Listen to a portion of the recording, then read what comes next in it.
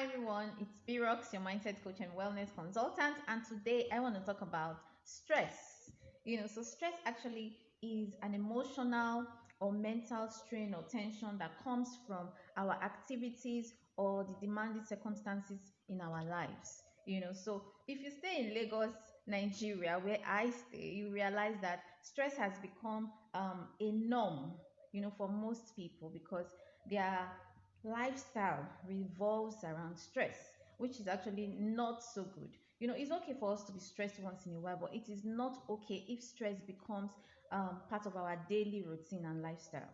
So there are a lot of factors that actually causes stress.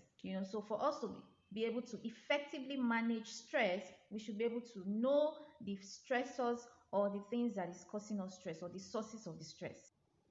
So most times our stress actually comes from either exhaustion from physical activities, or work, or they could also come from our perception and interpretation of situations or circumstances around us or events happening in our lives. So these are the sources of stress. So it's very important that we're able to identify them so we can be able to better manage them. So and it affects our emotions, it affects our mind, it affects our thoughts. We start thinking negative thoughts, we get worried, we will be judgmental, we could have nightmares, indecision, a lot of negativity and a whole lot of things. It affects our mind, so it affects our thoughts.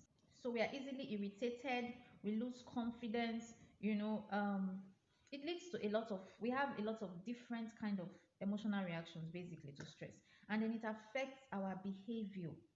you know Obviously we don't behave in a good way when we are stressed. So and it affects our body as well, our physical body. It causes aches and pains um in our system. It causes headache and fatigue, weakness, general weakness, lack of sleep, sleeplessness, and a whole lot of other things that it causes. So what should we do when we have stress or when we are stressed?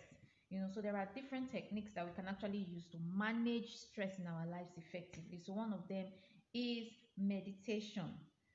So we can actually do meditation practice, and then we can also practice taking deep breaths. Sometimes we are faced with challenging these situations. Like today, I was faced with something that was really stressing me out. So I had to talk to myself in my head, calm down, deep breaths, like that.